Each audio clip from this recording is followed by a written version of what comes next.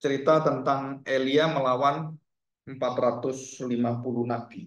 Jadi nggak kebayang gitu ya. Jadi satu orang melawan nabi-nabi palsu dan yang dipimpin dan disponsori oleh Isabel ya. Dan nabi-nabi palsu ini adalah orang-orang yang mempunyai kekuatan serta boleh dikatakan sesuatu yang seperti paranormal gitu. Bukan hanya paranormal biasa ya, tetapi mereka bisa melakukan hal-hal yang sulit sekali dimengerti secara pikiran kita. Itu apa? Seperti mujizat, seperti dukun, seperti yang lain-lain gitu. Jadi nanti di akhir zaman itu memuncak pada antikristus. Jadi ada satu pribadi yang nanti akan diberi kesempatan dan dia akan dikuasai oleh iblis, si ular tua naga itu. Dan orang ini memiliki kekuatan seperti Tuhan Yesus. Bahkan bisa membangkitkan orang mati. Orang buta bisa melihat, wah itu saya pikir nggak ada orang yang nggak tertarik nanti. Dan itu sudah terjadi pada saat ini ya. Jadi banyak orang-orang yang mulai bisa melakukan mujizat-mujizat dan menarik orang-orang untuk datang. Tetapi dibawa kepada Kristus yang lain, bukan Yesus yang di Alkitab. Ya, termasuk ada 3 pengkhotbah besar yang bertobat, jadi James Baker, James Walker, dan terakhir ada beberapa ya, tapi satu sudah meninggal, yang satu masih hidup, yaitu Pastor Benny Hinn. Ya, Benny Hinn itu termasuk orang yang sangat ini ya, profit ya, seorang nabi dan juga seorang pembuat mujizat, dan dia mengaku sendiri bahwa semua ajaran yang dia lakukan itu sangat-sangat menyesatkan. Tapi dia mengaku itu setelah dia diproses Tuhan yang panjang dan dia mempengaruhi orang banyak, termasuk orang yang bisa apa itu, menggeblakkan orang, atau geblak. Jadi kalau ditumpangi tangan itu buak seperti itu Benny. Dan apa yang terjadi? Dia mengakui bahwa pengajaran dia tentang prosperity gospel, tentang tanda petik termasuk mujizat-mujizat itu banyak dilakukan dengan trik, termasuk juga hal-hal yang bersifat sebenarnya penipuan ya. Dan uang-uang juga sama. Jadi dia orang yang kaya sekali dari pelayanan dan diberkati, dalam arti diberkati oleh Tuhan atau setan gitu nggak tahu. Nah, kita melihat bahwa Benny Hinn akhirnya sadar. Sampai sejauh mana sadarnya? Saya nggak tahu. Tapi yang saya dengarkan terakhir ini, dia lebih ke arah pertobatan, mengenalkan Kristus dan semua dari awal itu. Seperti dia waktu awal melayani. Dan saya pikir itu sesuatu yang ya saya terima dengan satu kesenangan ya. Kenapa? Karena ada seorang pendeta besar seperti itu kemudian mengalihkan kepada Kristus kembali. Wah, itu luar biasa. Ya, luar biasa. Dulunya pengajarannya prosperity gospel, sekarang kembali ke Injili. Jadi kepada evangelical atau ke teologi Injili ya. Dan apakah masuk ke sampai dalam, saya nggak tahu. Tetapi itu terjadi. Kita melihat ini, satu raja-raja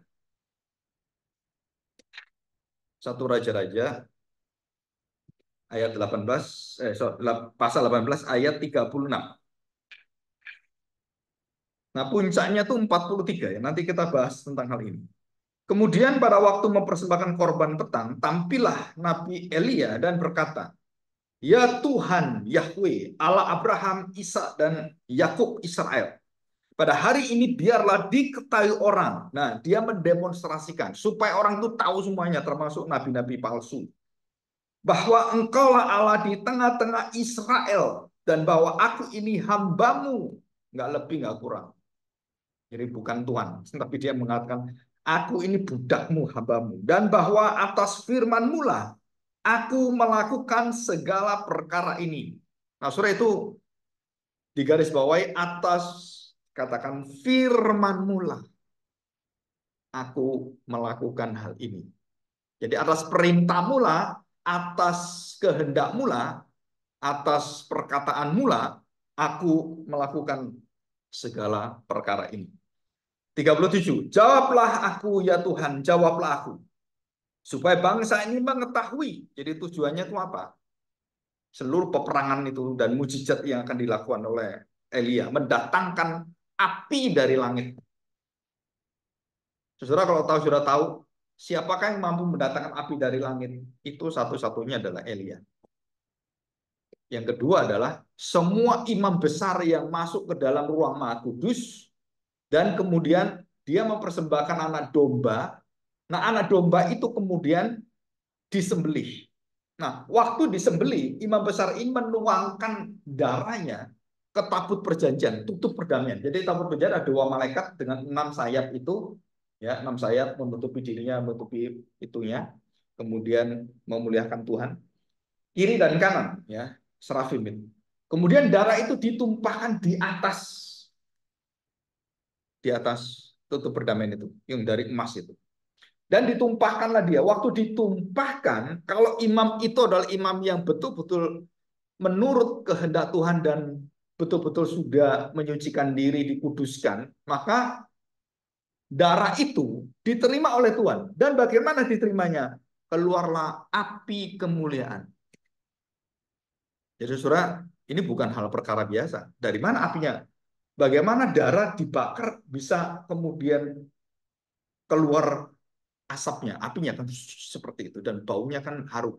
Dan api itu kemudian menembus sampai ke langit dan menembus sampai ke surga. Jadi ini dituangkan dan kemudian dibakar gitu. Nah, api yang membakar darah anak domba ini itu bukan api yang dibuat mainan seperti anak-anak Harun dan anak-anak Samuel atau Eli. Jadi mereka membuat api yang palsu dibakar sendiri. Jadi mereka masuk ke dalam itu dibakar sendiri. Maka anak-anak Eli itu dibinasakan Tuhan, dua anaknya, Hofni bin. Terus anaknya Harun juga sama dibinasakan Tuhan. Anak daripada Imam Samuel juga sama dibinasakan Tuhan. Jadi anak imam besar ini kurang ajar semua. Nah, mungkin anak-anak pendeta sekarang juga yang terkenal bisa kurang ajar seperti itu. Dan kalau kurang ajar dibinasakan Tuhan. Membuat api yang palsu, mendatangkan api yang palsu, dan api ini kemudian memuncak di hari api yang datang. Hari apa itu? Tahu? Lahirnya gereja. Hari api dari langit turun dan kemudian api ini menghinggapi kepala surah Hud. Api apa? Nggak ada yang tahu. Kemudian mereka berdoa di Yerusalem, dan mereka berkumpul dan menantikan apa? Datangnya Roh Kudus. Dan kemudian api ini datang menghinggapi semua rasul-rasul yang ada dan dikatakan kira-kira 120 orang dengan murid-murid yang ada di tempat itu. Dan api itu datang. Semua orang itu kemudian mendapatkan kemuliaan. Ada yang menafsirkan hanya rasul-rasul. Ya, tetapi kalau kita baca dalam Alkitab, tidak ada batasan. Dan semua yang hadir itu mendapatkan api Pentakosta, api Roh Kudus. Dan itu disebut sebagai baptisan Roh Kudus. Awal seperti kita merdeka, ini hari kemerdekaan kita. Kita ngomong seperti Soekarno kan. Nah, setelah itu pembukaan dasar apa kan kita ulangi. Betul ya? Kan kita ulangi tiap hari Senin kita angkat bendera, kita upacara memperingati bahwa kita merdeka gitu kan. Nah, sekarang ini mungkin sudah mulai jarang dilakukan. Lagu-lagu yang seperti Indonesia Merdeka dan semuanya itu udah mulai jarang anak muda asal. Nah, di dalam gereja Tuhan, nah kita memperingati dengan pengakuan iman rasuli, dengan pujian, dengan macam-macam. Nah, saudara, kenapa ini diingatkan kembali bahwa api itu penting sekali karena api itu menunjukkan hadirat Allah yang menetap dalam gereja, dalam diri kita, bukan sementara, tetapi selama-lamanya. Jadi setiap orang Kristen yang percaya itu dijamin apinya rumah Allah itu di dalam hati kita. Hati kita adalah bait Allah. Dan kenapa bait Allah? Karena ada Kristus, hidup Kristus dalam diri saya. Hidupku adalah Kristus, tubuhku adalah tubuh Kristus. Tubuh Kristus menjadi milik saya, darahnya menjadi milik saya. Itulah bait Allah. Dan Roh Kudus diam di mana? Di dalam bait Allah yang sempurna, yang suci, dan kemudian menjadikan kita rumah Allah, dan kita disucikan dan disempurnakan sampai kemudian kita terima tubuh yang baru. Ya. Oke, di sini kita lihat ya. Dan dikatakan di sini, ya jawablah aku, ya Tuhan, jawablah aku. Sebab bangsa ini supaya mengetahui bahwa Engkaulah Allah ya Tuhan, Engkau yang membuat hati mereka bertobat. Jadi saya sekarang bicara dengan seseorang gitu kan. Ya ini orang ini salah, saya ampuni kamu. Gitu kan. Saudara, terus orang itu bisa bertobat. Oh ya saya salah, aduh maaf ya gitu. Saya tanya, dari mana hatinya bisa bertobat? Dari mana hatinya bisa berubah?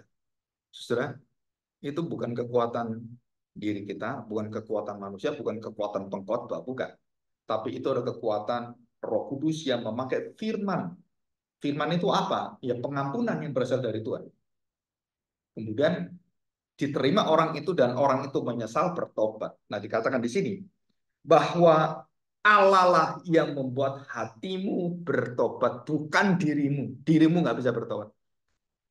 Kok bisa bertobat? Karena Tuhan memberikan api dari langit dan kemudian dinyatakan kuasa Allah kemenangannya itu baru kita wah bertobat. Bertobat nggak? Bertobat akhirnya. Coba kita lihat ya. Dikatakan di sini. Lalu turunlah api Tuhan menyambar habis korban bakaran kayu api, batu dan tanah itu, bahkan air yang paling dalam parit itu habis dijilatnya. Saudara, nggak mungkin api itu ada air terus apinya diginikan. Nggak bisa mati api. Jadi ini bukan api-api yang seperti api-api yang dibuat manusia. Ini api dari kekudusan Tuhan. Jadi sebuahnya apapun airnya, bahkan gunung es pun ditaruh di depan Tuhan.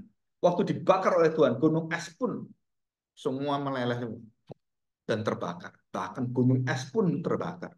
Karena ini bukan api unsur api yang di dunia ini, tapi ini adalah unsur kemuliaan Allah. Api kemuliaan. Ya, di sini dikatakan jelas sekali. Terus apa yang terjadi? Ayat ke-39. Ketika seluruh rakyat melihat kejadian itu, sujudlah mereka. Mereka bertobat di nafsu. Karena api kemuliaan itu. Tuhan dialah Allah. Tuhan dialah Allah. Dialah Tuhan Allah kita. Dialah Allah. Dialah Tuhan. Oh, mereka berteriak, mereka ketakutan sekali.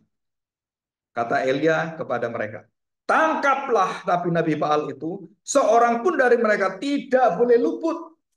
Setelah ditangkap, Elia membawa mereka ke sungai Kison, ya, dan menyembelih mereka di sana. Berapa orang disembelih Elia? 450. Kamu pernah bunuh orang? Nggak pernah kan? Terus memenggal kepala orang? Nggak pernah kan? Elia menggal kepala, dan bukan satu. 450. Capek nggak? Coba bayangin kepala orang penggal gitu. Puas gitu. Penggal. Dan bukan satu, 450 nggak boleh ada yang terlewat satu pun. Jadi berapa jam itu Elia menggali kepala orang? Berarti Elia punya ilmu kungfu yang hebat. Karena orang bisa menggal kepala orang itu bukan orang biasa. Coba kamu penggal kepala orang. Kalau nancapnya setengah-setengah kan, oh, orangnya bisa kejat-kejat kayak gitu kan, susah tambah kan. Itu harus sekali bus lepas, bus lepas. Jadi Elia memiliki kekuatan dari Tuhan memenggal itu semua, kayak memenggal, memotong tempe tahu gitu. Ya, kalau saya bayangkan ngeri juga, betul ya. Di mana ya Elia menggali kepala orang. Terus saya juga ngeri juga waktu Daud memenggal kepala Goliat. Kepala Goliat segede apa? Itu raksasa Goliat. Gedenya itu bisa lebih dari 3 meter. Dan ditemukan Nephilim, raksasa kepalanya doang itu lebih dari 2 meter. Kepalanya doang. Nah, kalau raksasa yang biasa yang cuma 3 meter, mungkin paling tinggi 4 meter gitu kan, ya raksasa yang kita lihat ada gitu. Tapi ditemukan raksasa yang puluhan meter tingginya, yang zamannya dinosaurus itu. Dan tengkoraknya ada, semua tulangnya ada. Nephilim namanya. Yang disebut sebagai keturunan malaikat. Ya, itu tafsiran semua. Bukan bukan apa tuh. Saya pikir itu bukan perkawinan malaikat dengan manusia. Manusia dengan malaikat nggak bisa kawin. Kan malaikat bentuk roh. Gimana kan nggak bisa. Mempengaruhi bisa, tapi kawin nggak bisa. Karena malaikat tidak punya nafsu seperti kita. Ya, malaikat tidak kawin dan mengawinkan. Itu banyak tafsir misal. Jadi waktu Daud memenggal kepala Goliat, kok bisa putus? Loh kepalanya itu gede. Dan pakai pisaunya siapa? Pedangnya siapa? Pakai pedangnya Goliat sendiri. Coba bayangin pedangnya Goliat itu segede apa gitu kan. Oh itu bajunya coba. Lah Daud pakai itu kan ngangkat itu aja susah dia. Terus ngangkat kan, wah, megang kepalanya, bleng, gitu. Terus diambil, gitu kan? Diangkat oleh. Nah itu kan berat kepalanya kan ada ketopongnya. Diambil gitu, diangkat, wah lari semua orang Filistin. Saya tanya sekarang, bagaimana iman Daud? Semua orang ketakutan. Saul gemeteran. Di dalam tenda itu dipanggil, "Hei Saul, sini, hadapi aku." Saulnya ketakutan dia. Dan Daud ngantar makan kepada kakaknya, disuruh papanya, "Ini kakakmu ada di sana itu." Sana. Dan Daud mendengarkan Goliat mencaci maki Tuhan. Nah di situ Daud waktu mendengarkan bagaimana Allah dihina itu, dia kemudian meminta izin. Bukan karena dia berani ngelawan, bukan, tapi karena Allahnya dihina, Daud nggak terima. Dan Daud mengatakan, tidak ada orang yang berani ngomong dengan dia. Allah kita dihina kok diem, kamu semua diem semua gimana? Berikan izin saya mau ngomong dengan dia. Dan saking begitu hebatnya dikuasai oleh roh Tuhan, Daud mengatakan apa? Kamu jangan macam-macam dengan Tuhan saya. Kalau kamu akan dibunuh oleh Tuhan saya, dibinasakan, jangankan orang lain, saya pun bisa bunuh kamu. Nah itu iman Daud. Sama dengan iman Elia. 450 orang berkumpul dengan segala kekuatan. Dan dia cuma sendirian. Karena semua nabi-nabi dibunuh oleh Isabel. Saudara tahu cerita ini? Dibunuh Isabel. Dan di sini dikatakan ayat yang di atas. Ini ya. Ayat yang awal itu. Coba kita lihat. Ahab mengirim orang menyuruh. Dan kemudian di situ dikatakan bahwa ada 400, ya, Nabi Assyria 400 yang mendapatkan makan dari 450 orang, dan nabi-nabi Assyria ada 400, jadi 850, sorry. Nabi palsunya itu 450 yang melawan Elia, dan ada nabi-nabi Assyria 400 itu mendapat makan dari meja istana Isabel. Dan dikatakan di sini, ya, lalu Elia berkata, hanya seorang diri yang tinggal sebagai nabi Tuhan, padahal nabi-nabi Baal itu ada 450 orang banyaknya. Ya, dikatakan di sini ayat yang ke-22. Nah, Saudara, 50 orang yang masih tinggal plus Elia itu dilindungi. Ya, dilindungi, disembunyikan. Disembunyikan, ya. Dikatakan itu disembunyikan. Nah, siapa yang menyembunyikan? Itu adalah orang yang ada di dalam cerita yang kita awal di dalam 1 Raja 17 itu ada diceritakan di sana, dan dia sembunyi untuk supaya tidak ada yang semua dimatikan semuanya. Jadi ada sisanya 50. Tetapi waktu kita tahu Elia di dalam stres, tahu ya, Elia stres kan, terus dia kemudian mau mati, Tuhan biarlah aku mati, takut dengan Isabel. Nah Tuhan mengatakan demikian. Yang paling mengejutkan, Tuhan mengatakan pada Elia, kamu pikir kamu sendirian yang tidak mati, gitu kan? Tadi kita tahu kan ada 50 orang yang disembunyikan Nabi, tapi Tuhan mengatakan demikian. Ada 7.000 orang yang tidak tunduk dan tidak akan menyembah nabi-nabi Baal. Saudara, jadi Elia itu merasa sendirian. Tuhan katakan, enggak, kamu enggak sendirian. Ada 7.000 orang seperti imanmu. Nah, saudara, kadang-kadang kita tuh kalau dalam perjalanan iman kita ya, kita merasakan, wah kayaknya kita ini sendirian. Gitu. Ah, saya sendirian itu, aduh, iman saya itu kapan dibangunkan Tuhan. Begitu kita dibangunkan, waktu kita terpuruk, baru kita tahu kita punya teman yang sama, dan Tuhan gerakkan orang itu 7.000 orang. Nah, 7.000 adalah angka 7 kali 10 kali 10 kali 10. Tahu artinya? 7 angka Tuhan, 10 angka kegenapan, 10 angka seluruh umat pilihan, seluruh dari kepercayaan Tuhan. Nah, 10 itu menunjukkan kegenapan. Jadi angka yang genap yang Tuhan cintai, bukan 7.000 orang itu betul-betul orang saja, tetapi itu menunjukkan lambang ada umat yang tidak menyembah kepada Baal dan hanya menyembah pada, disebut sebagai umat sisa. Ya. Oke, kita lanjutkan. Nah, saudara, kita lanjutkan ya. Ayat yang ke-40 tadi sudah ya.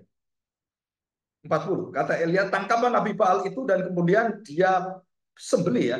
41. Kemudian berkatalah Elia pada Ahab, pergilah, makanlah dan minumlah, sebab bunyi dera hujan sudah kedengaran. Jadi Elia tuh begini ya, ada orang-orang tertentu yang Tuhan berikan dan memiliki satu keberanian di dalam imannya dan bisa melihat yang tidak terlihat, bisa mendengar yang tidak terdengar, bisa merasakan yang tidak dirasakan oleh siapapun, tapi dia bisa merasakan itu. Mendengar suara gemuruh, melihat akan ada hujan. Nggak ada satu orang bisa melihat itu. Ahab nggak dengar suara gemuruh. Nggak ada. Sama dengan kita kalau kita mengalami satu problema dalam hidup kita. Kita mengalami satu kebuntuan dalam hidup kita. Aduh, buntu ini. Banyak yang kita kemudian, aduh Tuhan bagaimana? Nah, saudara-saudara harus kembali kepada iman kita terus kembali pada dasar firman, janji Tuhan, dan kita melihat apa yang Tuhan lakukan bagi kita, bukan apa yang kita lakukan bagi Tuhan. Itulah iman yang menembus, yang melampaui batas. Apa? Apa yang Tuhan kehendaki saya lakukan. Bukan bagaimana saya lakukan supaya Tuhan kemudian bisa menerima saya. Jadi Elia sudah mendapatkan semua janji Tuhan di awal. Bangsa ini kurang ajar, bangsa ini biadab, bangsa ini tekar tengkuk, bebal, keras kepala, keras hatinya, membeku, gitu kan? Terus Elia, aku utus engkau, beritahukan mereka akan ada 3 tahun tanpa hujan, panas, dan terjadi kelaparan, kekeringan di mana-mana. Karena 3 tahun. Dan pas 3 tahun akan hujan turun. Nah, udah tahu kan? Dia udah dengar firman Tuhan ini. Terus dia kemudian melawan orang dan beritahu orang. Dan mereka kemudian apa ya, dukun-dukun hujan seperti siapa itu yang orang Bali itu kan.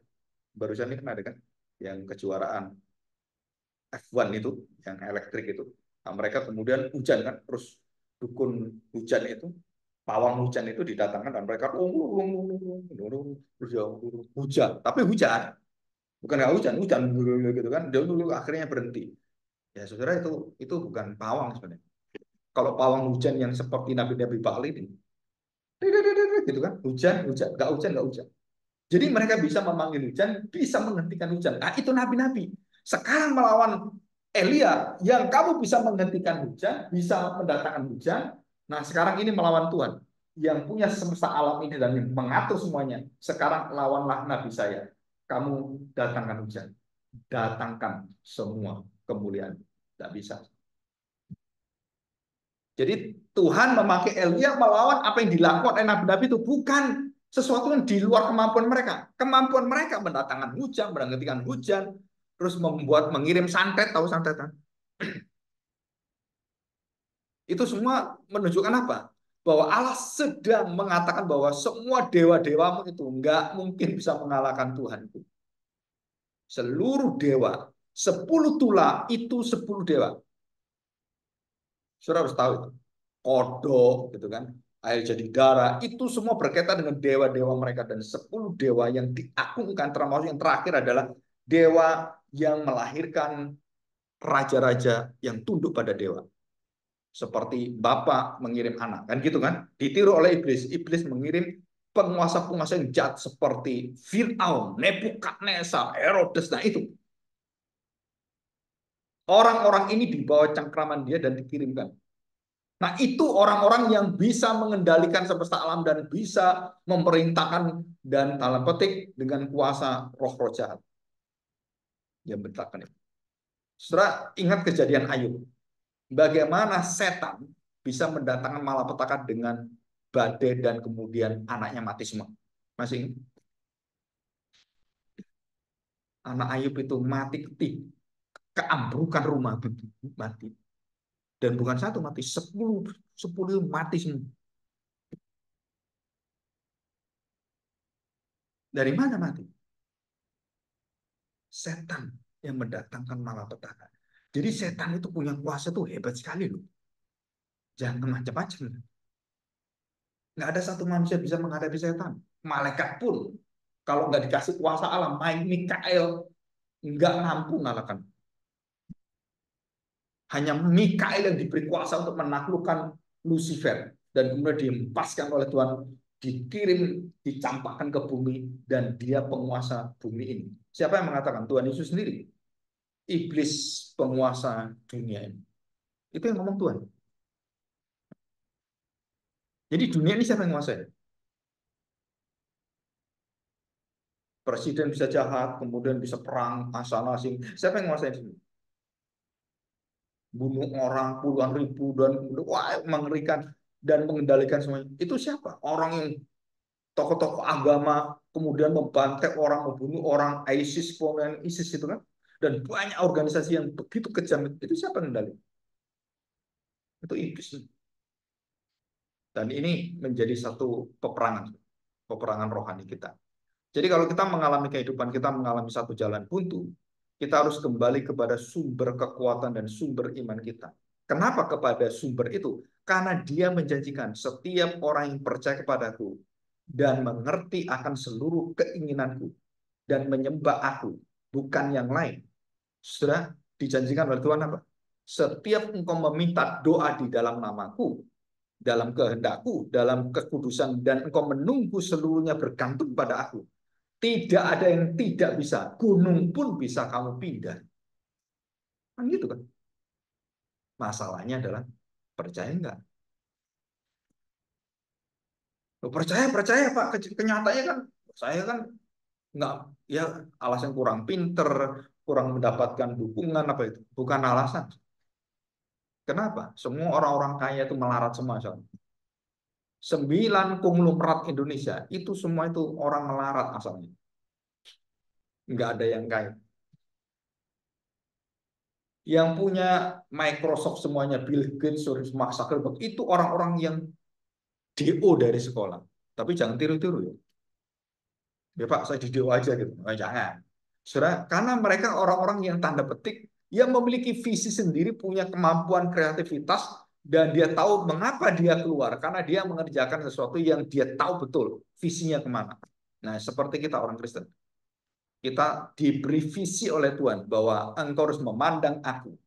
Dalam Ibrani 12 ayat 2 dikatakan, pandanglah pada Yesus dan semuanya itu akan diberikan kepada kita dengan jelas. Oh ini loh langkah-langkahnya. Dan Tuhan tidak pernah membuat kita bingung. Yang membuat kita bingung itu siapa? Setan. Yang kedua siapa? Kedaginganmu. Yang ketiga apa? Egois kita. Yang keempat apa? Kira tahu? Tahu? Yang keempat yang terakhir. Mager. Kemalasan kita. Itu penyakit rohani yang paling berat itu apa? Kemalasan. Kerohanian paling berat yang paling bawah itu bukan malas belajar, tapi malas baca Alkitab, malas bersekutu, malas mengenal Tuhan, malas berdoa. Nah itu kita gampang dihancurin oleh setan. Kalau kita nggak punya waktu dengan Tuhan. Ya, oke, kita lanjutkan. Ya, ayat yang 42. Lalu Ahab pergi untuk makan dan minum. Tetapi Elia naik ke puncak Gunung Karmel. Lalu ia membungkuk. Nah perhatikan ini ya. Ia membungkuk. Lalu ia membungkuk ke tanah dan mukanya di antara kedua lututnya. Tahu ya? Dia membungkuk ke tanah. Kemudian dia buka kakinya. Terus dia lihat bawah ini. Kenapa ya Nabi itu kadang-kadang tingkah lakunya aneh. Yohanes Pembaptis. Bajunya dari bulu onta. Betul kan? Makannya madu dan belalang. Kamu mau nggak seumur hidup makan gitu? Makan madu, belalang, madu, belalang.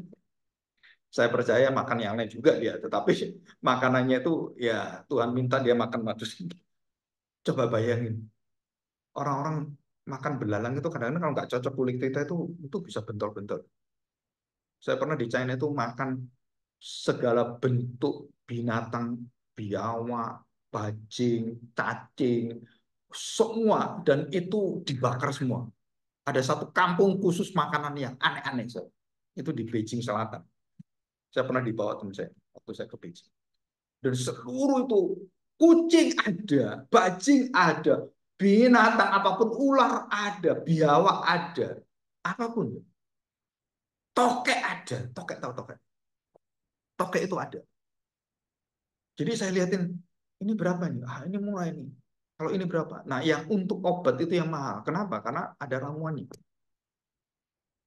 Waktu saya makan, pertama kali makan, tanda petik, tokek dan ular, rasanya enak nggak? Rasanya sama dengan daging biasa. Bumbunya itu yang beda. Bumbunya itu asam pedes. Kalau mau manis ditambah sendiri. Kecut tambah sendiri. Dan biasanya orang tuh dicampur semuanya dimakan. Waduh, itu enak sekali. Apalagi yang tipis yang kayak keripik itu ya. Wah, enak sekali. Laron, tahu laron? Yang kalau musim hujan, ada laron banyak kan di lampu-lampu. Oh, itu juga banyak tuh keripik-keripik laron. Di daerah Wonosobo itu banyak keripik laron. Di jalan-jalan dijual. Tapi kalau kulitmu nggak tahan, bentol-bentol kamu. Alergi.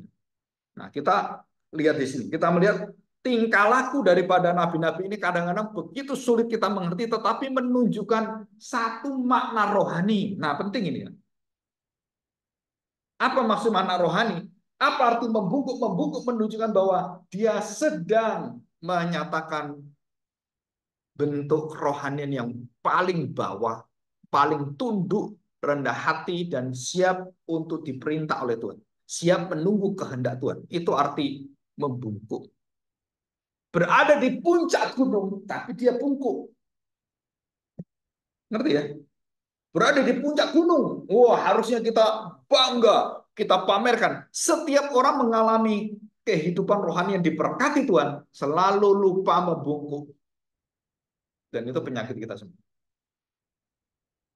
Selalu membanggakan diri, memegahkan diri. Dan Paulus katakan, jangan sekali-kali engkau memegahkan diri, bahkan di dalam seluruh karya Allah, dan kamu memegahkan dirimu, dan bukan memegahkan Allah, dan disitulah kamu jatuh. Saul jatuh, Daud jatuh, Salomo jatuh, Harun jatuh, Abraham pun jatuh. Termasuk Paulus jatuh, Petrus jatuh, Yakobus jatuh, Yohanes jatuh. Semua jatuh. Kenapa? Pada puncak kemenangan, pada puncak berkat itu, dan waktu mereka mengatakan pada Tuhan Yesus, Tuhan luar biasa Tuhan, kami bisa mengusir iblis. Betul kan? Kan ada itu ceritanya. Dan waktu murid-murid bangga di depan Tuhan Yesus, Tuhan mengatakan, kamu jangan bangga seperti itu bukan milikmu. Banggalah apa? Kalau kamu bangga, banggalah bahwa namamu tercatat di mana? Di kitab kehidupan. Bukan bangga karena saya bisa bikin mujizat, bisa mengusir setan. Bukan. Karena ada orang melakukan mujizat, Tuhan, Tuhan, aku bisa melakukan ini itu. Tapi Tuhan mengatakan apa? Aku nggak kenal kamu. Karena namamu tidak tercatat di dalam kitab kehidupan. Waduh, celaka ini. Dan Elia melakukan pada saat puncak yang tertinggi. Dan dia pada saat memenangkan seluruh. Kan sudah menang ini kan. Dan dia sudah penggal. Dan semua takut itu. Apakah Elia kemudian lupa diri? Enggak. Dia menantikan penggenapan kehendak Tuhan. Hujan turun. Dan semua orang tidak bisa melihat. Raja nggak bisa lihat. Tapi Elia mengatakan apa? Sebab aku mendengar bunyi derau hujan. Aku sudah mendengar itu. Semua orang ada. Nah, aku sudah dengar. Ini mau datang. Didengar kita, nggak ada apa-apa itu. Pernah lihat setan nggak? Ada yang bisa lihat setan? Saya waktu lihat tayangan setan yang ada di TikTok juga kan. Orang kemplangi setan, nggak tahu kan? Setannya muncul, kuntilanak itu kan dikemplangi oleh dia. Saudara, waktu saya lihat yang gini, sebenarnya itu permainan semua. Ini orang goblok-goblok yang mau tipu. Saya lihat ini nggak tahu. Setan yang sesungguhnya, kamu pukul, kamu apa? Nggak ada masalah, dia nggak akan takut, malah datangi kamu, tahu nggak? Setan kok takut? Udah digebukin di film gitu. Ya pasti ada sutradaranya. Siapa? Ya setan itu sutradaranya. Digebukin seperti itu, dilempari seperti itu. Saudara, setan kamu lempar, ya tembus aja dia. Karena dia bukan tubuh kan, bukan daging, bukan darah daging. Dan kalau dia nyengkerem kita, nah ini sesuatu yang mungkin suatu hari kalau kita melihat, kalau kegelapan ya, roh itu mulai mengeluarkan kekuatan dan mencengkeram kita. Biasanya orang itu adalah orang yang sudah mempersembahkan dirinya, sudah menyerahkan dirinya kepada setan. Tanpa dirinya dipersembahkan, setan nggak mampu nyengkeram manusia. Dia harus ada izin dari kita dan izin dari Tuhan. Tanpa izin dari Tuhan, nggak ada satu orang Kristen yang bisa dirasuk setan. Nggak ada. Bagaimana kita mau dirasuki kalau ada Roh Kudus? Masa Roh Kudus dirasuki roh setan? Kan kita nggak tahu kan, Roh Kudus dalam hati kita menetap dalam hati kita. Terus ada roh setan datang. Roh setan dengan Roh Kudus kuat mana? Lebih besar mana Roh Kudus dengan roh setan? Ya Roh Kudus, karena dikatakan firman Tuhan kan. Roh itu lebih besar dari segala roh yang ada, nggak bisa dikalahkan. Jadi orang Kristen yang memiliki Roh Kudus nggak bisa Roh Kudus dirasuki roh setan. Gimana? Nah, orang-orang yang takluk, orang-orang yang setengah hati, yang bimbang, yang imannya goyang-goyang, nah itu yang kena. Tapi yang tetap nggak bisa. Nah, saudara perhatikan, waktu dia tunduk dan membungkuk, menyatakan kerendahan hati, dan dilakukan terbalik. Terbalik itu artinya apa? Bukan melihat dengan normal, tapi abnormal. Atau supranormal. Ya mungkin lebih cocok supranormal.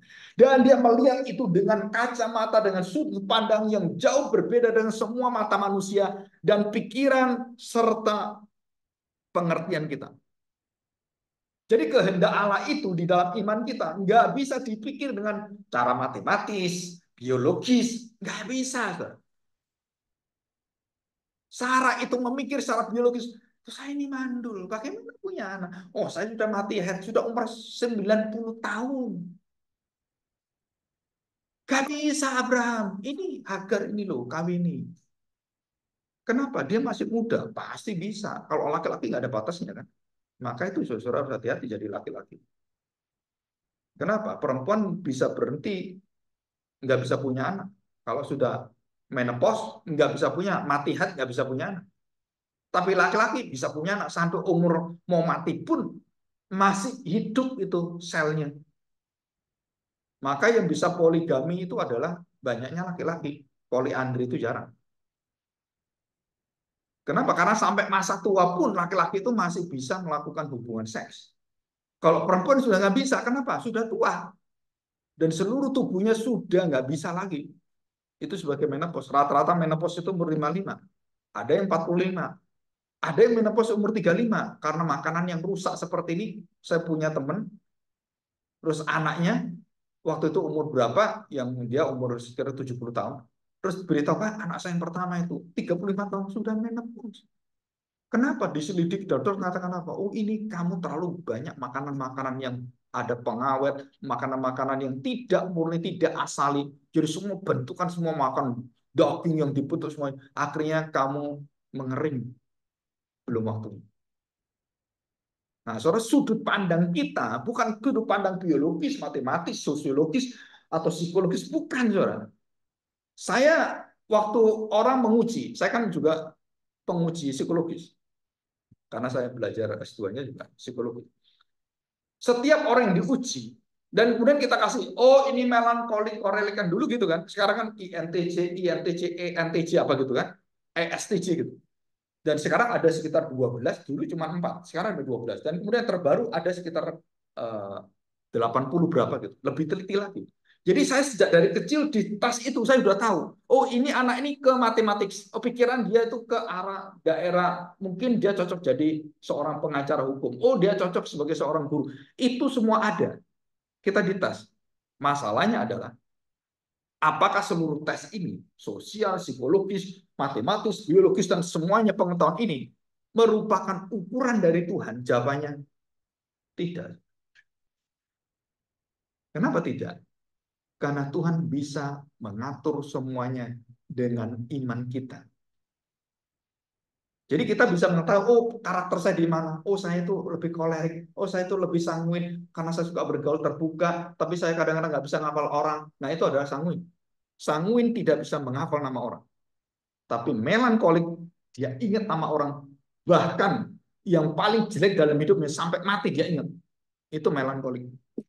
Dan jeleknya melankolik. Kalau stres, saudara masuk rumah sakit jiwa. Karena dia membawa perasaan ingin sempurna terus. Tapi sanguin, selengean terus. Orang senang selengean itu biasanya sanguin atau mungkin kolerik. Tapi kalau melankolik, wah dia pendiam, orang seperti Einstein gitu kan. Oh, itu otaknya itu banyak kan melankolik. Yang pinter mikir gitu. Seperti itu.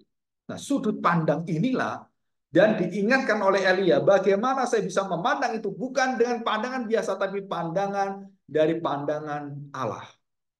God's view. Iman itu bukan berdasarkan pandangan manusia, bukan berdasarkan pikiran manusia, tapi pandangan Allah, pikiran Allah, kehendak Allah. Dan itu sudah ditetapkan oleh Tuhan. 3 tahun Elia, aku akan mendatangkan hujan. Dan yang tahu kamu. Yang tahu kamu. Maria, engkau akan punya anak dan nama anak itu adalah Yesus. Betul? Saya tanya.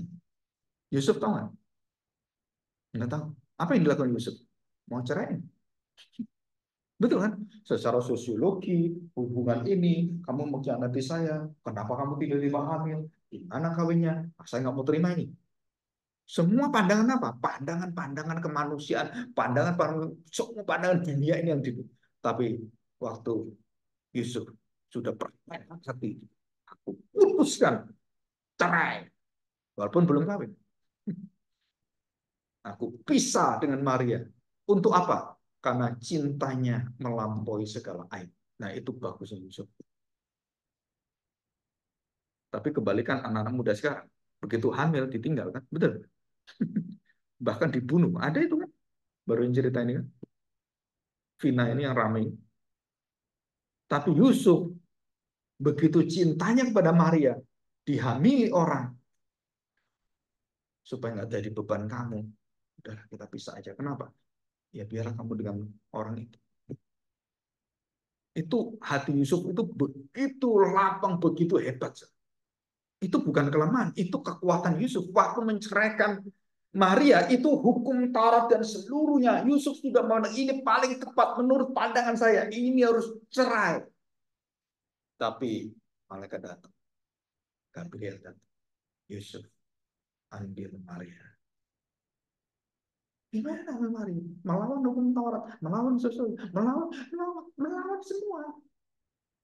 Tuhan perintahkan, ambil. Ambil nggak?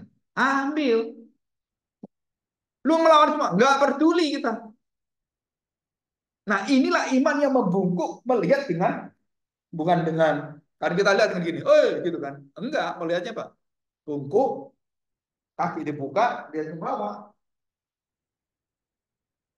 Dan itu cara Nabi, cara yang nggak wajar, yang aneh kalau kita ngomong. Tapi itulah yang membuat segala halangan itu kemudian tersingkirkan satu persatu dan kita bisa melihat bagaimana Tuhan memimpin kita. Jadi kita jangan pernah menyerah. Ada kan lagunya kan? Lagunya siapa itu? Jangan pernah menyerah. Oh itu yang lagu itu kan. Yang rohani ada kan? Jangan pernah menyerah.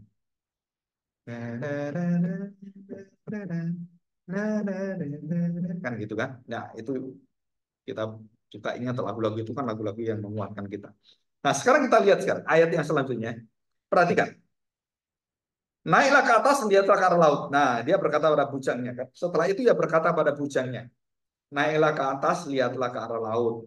Bujang itu naik ke atas dan dia melihat dan berkata, nothing. Gak ada apa-apa.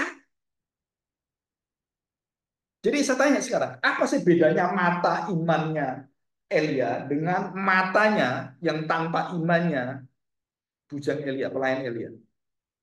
Elia sudah mendengar firman Tuhan. Elias sudah mendapatkan janji Tuhan. Dan Elias sudah mendengar dengan pasti suara deru itu sudah dia dengar. Padahal belum ada apa-apa sudah dengar. Saudara, ini bukan orang halusinasi. Ini bukan orang gendeng. Orang stres. Bukan. Elia itu orang yang betul-betul waras.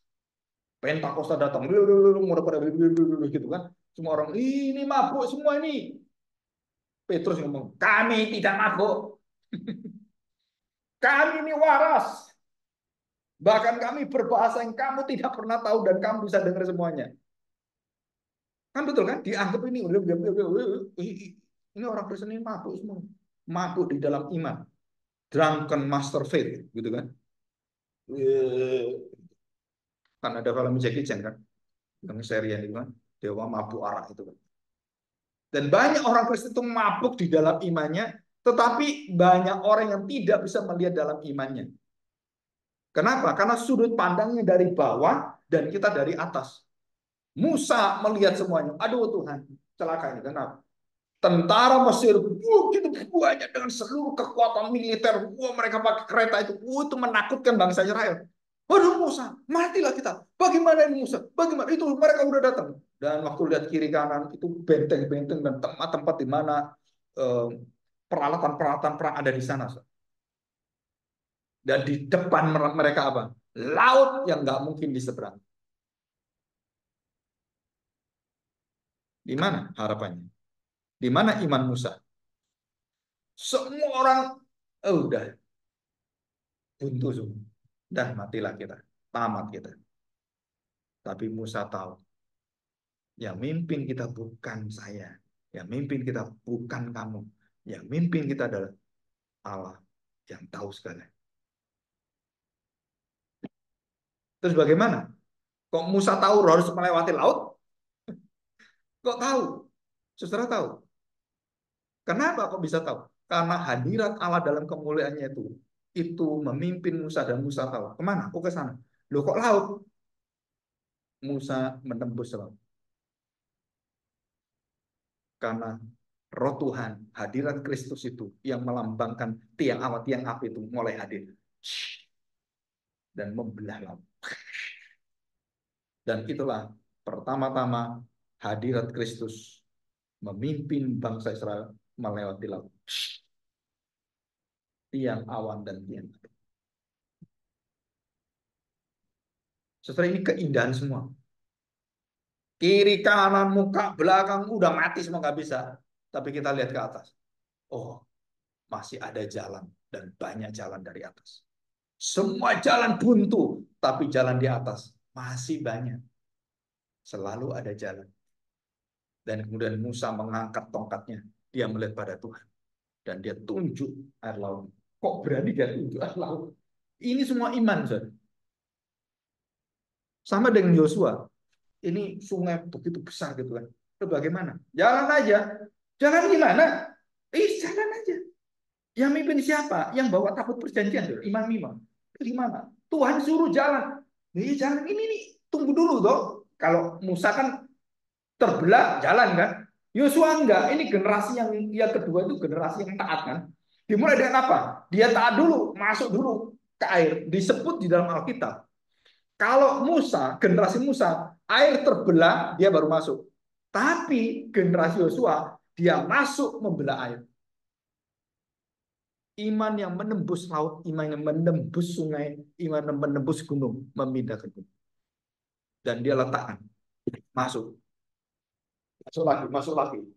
Sambil reres lagi. Belum sampai ke atas, sungai itu dibelah.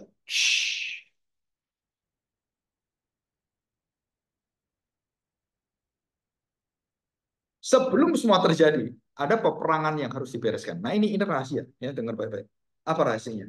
Peperangan rohanimu bersama dengan Tuhan harus beres dalam pribadi.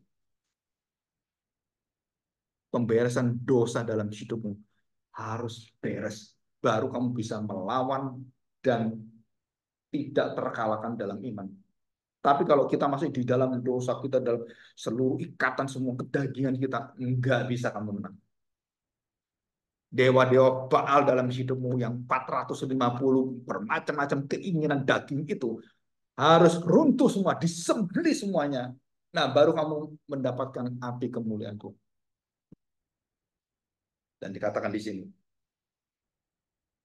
pergilah lagi. Nggak ada, capek tahu. Naik lagi kamu, kedua kali nanti. Turun. Apa yang kamu lihat? Darah. Naik lagi. Naik lagi. Lagi dia. Nah, karena hambanya kan. Nah, udah lihat belum? Udah. Lapor. Apa yang kamu lihat? Nggak ada apa-apa. Oh, nggak ada apa-apa. Aku melihat mau hujan ini. Ini lagi. Sampai 6 kali. Kalau saya, kalau kita kan, nggak mau ah. Udah pergi aja. Udah nyerah, saya give up. Udah. Tapi bujang ini percaya Elia. Elia percaya Tuhan, bujang percaya Elia. Betul kan? Jadi kepercayaan itu ada pengikatan dalam komunitas iman. Nah, ini sama dengan kita bergereja. Kalau satu orang percaya, itu mengikat orang lain. Orang lain percaya, mengikat orang lain. Kenapa? Karena iman yang sama itu akan menguatkan dan membawa yang ragu menjadi percaya. Maria percaya, oh Yesus, aku bertemu dengan Tuhan. Yohanes, Thomas nggak percaya. Sebelum aku cucukkan tangan, aku ngomong. Betul kan? Dan kemudian iman itu mengalir. Dan Tuhan berikan kesempatan. Akhirnya Thomas mencucukkan tangannya. Dan Tuhan Yesus berkata, barang siapa yang tidak mencucukkan tanganku, dia lebih berbahagia daripada kamu, Thomas. Yang tidak perlu bukti. Iman itu tidak perlu bukti karena buktinya janji Tuhan. Cukup. Nah, di situ dikatakan di sini. 6 kali. Mana? Nah, Tuhan udah janji ke saya. Kamu harus percaya saya. Oke, saya percaya. Naik lagi ke 7 kali. Dia naik. Apa yang dia lihat? Alah, cuma segini. Baru ada awan cuma sekepal gini. Jauh saya tahu. Hanya segini aja. Tapi yang kecil itu cukup bagi kita bahwa akan hujan. Karena apa? Memang terbukti ada awan. Tidak ada hujan yang berasal dari awan gede. Nggak ada. Semua dari mana? Dari kecil. Kumpul, kumpul, kumpul, kumpul, kumpul, kumpul, kumpul. Akan menjadi besar, besar, besar. Kalau airnya taruh jadi hitam, hitam dulu. Boom, hujan. Betul ya? Jadi Tuhan tidak mendatang iman oh, segede gaban gitu kan. Hujan gitu. Enggak. Dilakukan 6 kali, 7 kali. 7 kali baru dapatkan. Alah, ada iman sekecil biji sawi. Besarnya cuma sebiji sawi. Cukup, Pak? Cukup. Kenapa? Karena yang kecil biji sawi ini menarik seluruh awan yang ada menjadi awan yang mendatangkan hujan. Jadi bujang itu turun. Wah, awan kecil sebesar telapak tangan timbul dari laut. Lalu kata Elia, pergilah katakan pada Ahab, pasang keretamu, turunlah, jangan sampai engkau terhalang oleh hujan badai besar. Pergi, kamu hujan. Sebelum hujan datang, kamu pergi. Maka dalam sekejap mata langit menjadi kelam. Bayangkan saudara, itu di ujung ya. Bujang ini baru ngomong, Elia turun, kamu cepat lagi. Terus dia datang. Wow, udah mau hujan. Padahal tadi bilang udah turun turun turun itu kan lumayan kan makan waktu kan dari gunung kan. Beritahu apa? Pergi kan. Begitu dia lagi. Wah mau hujan cepat.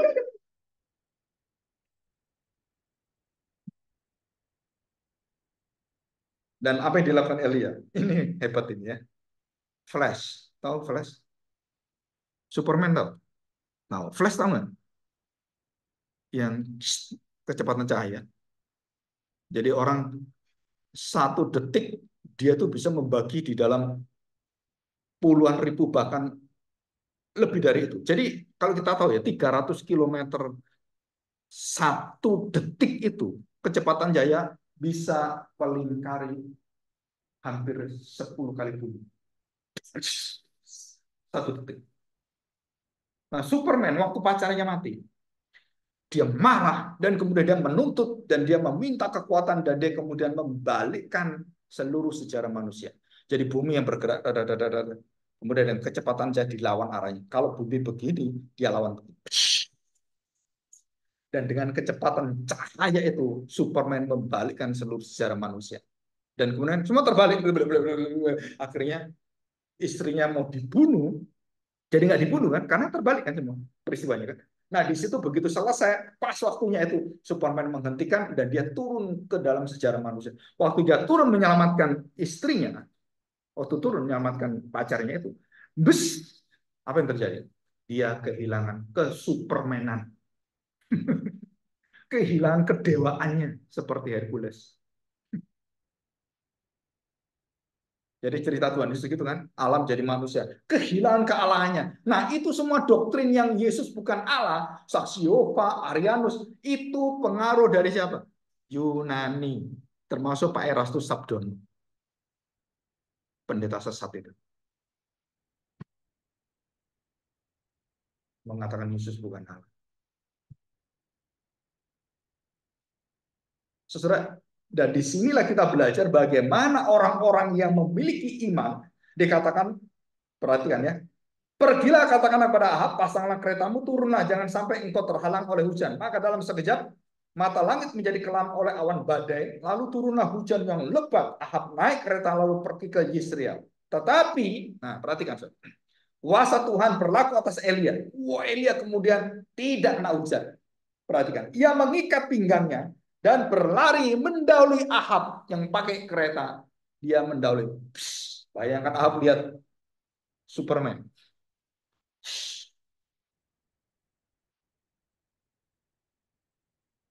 Saya kadang-kadang pengen lihat Elia ngelawan Superman.